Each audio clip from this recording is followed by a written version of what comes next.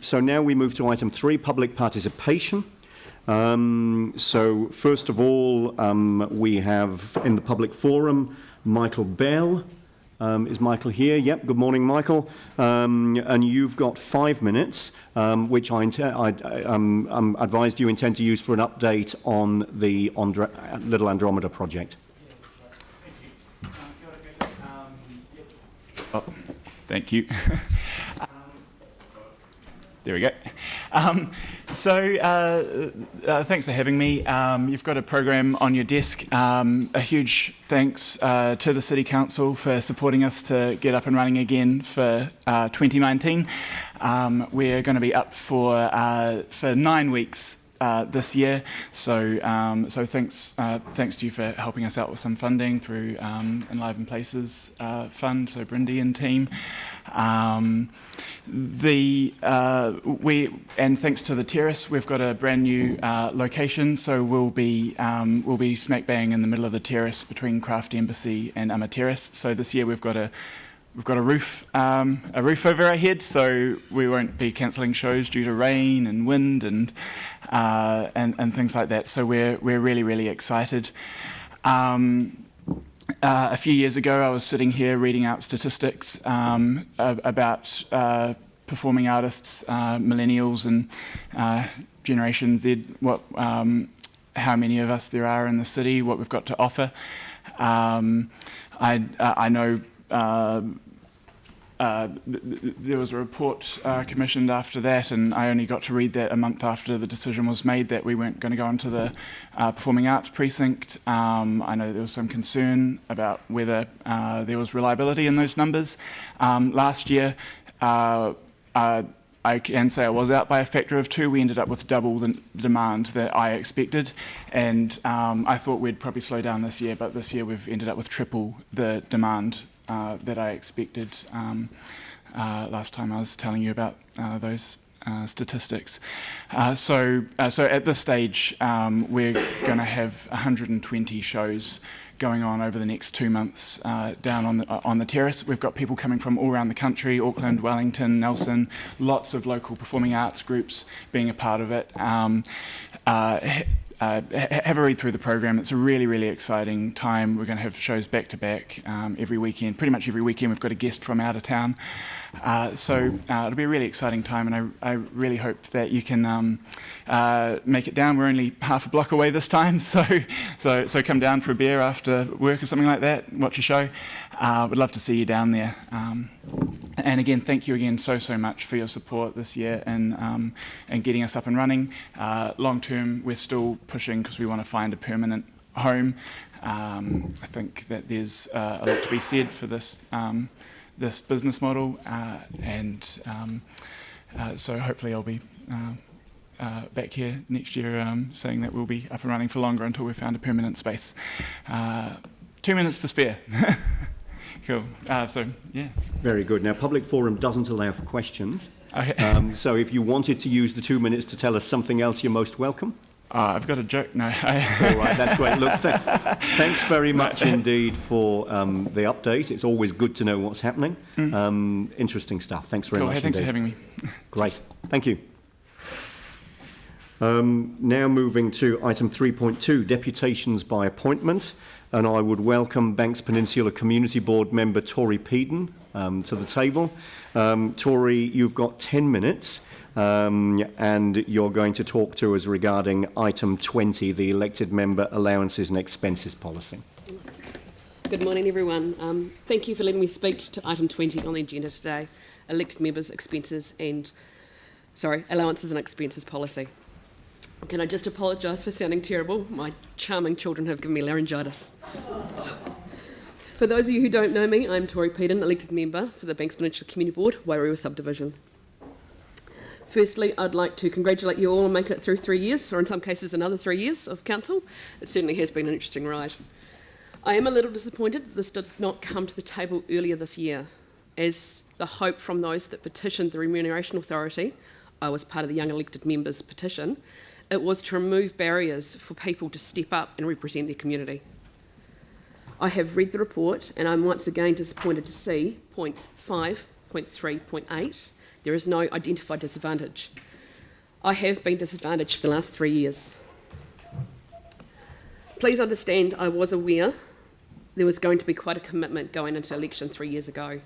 However, none of us on the newly formed Banksman Community Board truly knew to what extent our time commitment would be. Our remuneration is low for our commitment to the board. I know this is not the place to bring up remuneration, but it does affect the issue that I'm talking about today. When I first started on the board 3 years ago, I had an 18-month-old that I still wasn't sure what to do with during meetings. I wouldn't have put my name forward had our family work life not been so flexible. My husband and I run a small automotive workshop from home, so at times when I had meetings in the beginning, he would forego jobs. This was meant to be for a short time while the board sorted out its timetable commitments. 3 or so months later, we found a schedule that suited most of us around the board. This was to be meeting every other Monday in Littleton, Little River or Akaroa. I chose to put my son into daycare in Taitapu, which was 41 kilometres away, as there was no daycare facilities in Little River or childcare available at this stage. Keep in mind, every second meeting is in Littleton, which only added 14 kilometres to the trip to get there, and Taitapu was on the way to the city. The reason I mention this is because I have to drop my son off on the way to board meetings, otherwise the opening hours for our workshop would be even less, as my husband has to close early to pick up our children in the afternoon. This is to give you just a little idea about my life as an elected member. I know people say that we get paid enough and we should cover our own childcare expenses like everyone else, but as I mentioned earlier, our remuneration is very low. In fact, we recently did a bit of a time management assessment. There was an average of 20 hours per week given to the community board, and if calculations are about right, we earned $6 an hour. Just think of that pay. Just think of that. If I was to pay $40 fee to have my son in childcare for the day, that would leave me about $5 an hour in a fortnight during hourly rate.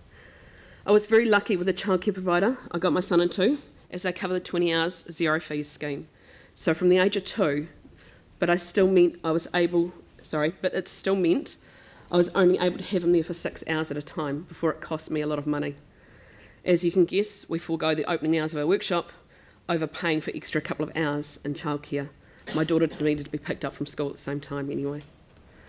I never got into the community board for money. It was more of a community service than anything. But I've put my name down again because I feel our community is making progress finally. But why should I be disadvantaged compared to the rest of my board, let alone the rest of the city? I ask today that you consider passing the motion to allow childcare to be a claimable expense for community boards now, rather than leaving it for the next council, as I feel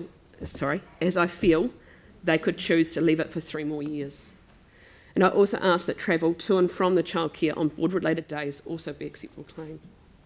Thank you for your time, and I appreciate it. Thank you. That does leave some time for questions, if members had questions. Sarah. Thanks so much for that, Tori.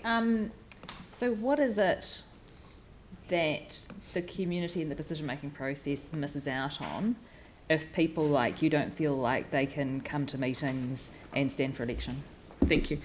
I think there's a bit of diversity missing in the representation around the city and around community boards.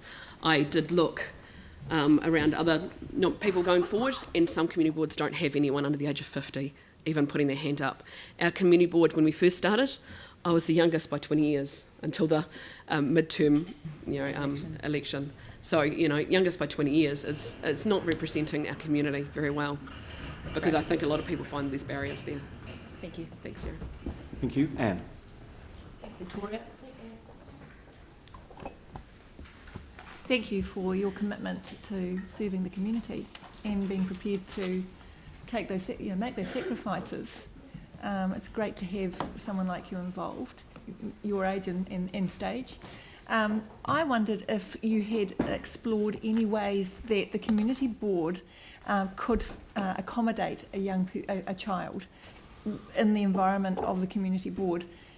For example, having someone there as a child carer for the duration of the meeting. Are those things that you've explored? I have thought about those, but with our meetings running up to 8 hours long, a 4-year-old or even younger, they have actually come with me to meetings, to community group meetings and that kind of stuff, but there's only so much an iPad can do. You know, an hour or two at max is about the extent a child can sit there and wait, but when we've got community board meetings that run from 10 in the morning through to 6 at night, it is a bit unrealistic to have a child sit in the corner and you know, keep happy without, you know, running amok or being distracting for the person obviously representing the community. So it sounds like you've investigated other options as much as you possibly could, Yeah. and for the well-being of you and your child, that the childcare situation is the best one that you've found. Yeah, Right. it is for our family anyway. Yep. Yes, thank you. Thank you. Thank you. Aaron? Yeah, so would you be asking for this if Banks Peninsula board members had a pay parity with the City Metro board members? Pay parity would make a huge difference, obviously, with our workload. However, I still feel that there is still even a little disadvantage between me and the other board members because they're not having that extra expense of having to put a child into childcare. And I think to have a fair representation around the table, that barrier needs to be removed. And even if I was on pay parity with the city, if you break down the hours that we do on average, the city's still only getting $12 an hour. And so by the time you take away childcare expenses, it can, you know, still be a bit of a barrier for people to put their hand forward. Okay, thank you. Thank you. Thank you. Phil? Thank you, Tori, and especially for explaining the barriers for young people and for women. So my question really too is, I understand that one of the community board seats isn't being contested. So would that be one of the issues, do you think, for people living on the peninsula as a reason why it may not be contested too? I know the big issue that we've faced is that pay parity, that remuneration. I do understand the council has no say in that matter, and we did petition the Remuneration Authority regarding our pay for the Banks Peninsula Community Board. And so the board members that have stood down have all voiced their concern that the workload versus their remuneration is just too great for them to continue running.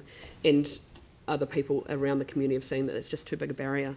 You cannot commit to 20 plus hours a week for, like I said, $6 an hour. It's just too great. I'm working 3 jobs at the moment, and one of those jobs is to represent the community. So it's a juggle, but I'm passionate about my community, and some others are too. But that is a barrier for us. Yes. Thank you. Thank you. Thanks very much indeed, Tori, for the deputation this morning. We'll come to the item in the agenda in order, but thank you very much indeed for making your views known this morning. Thanks very much. Thank you.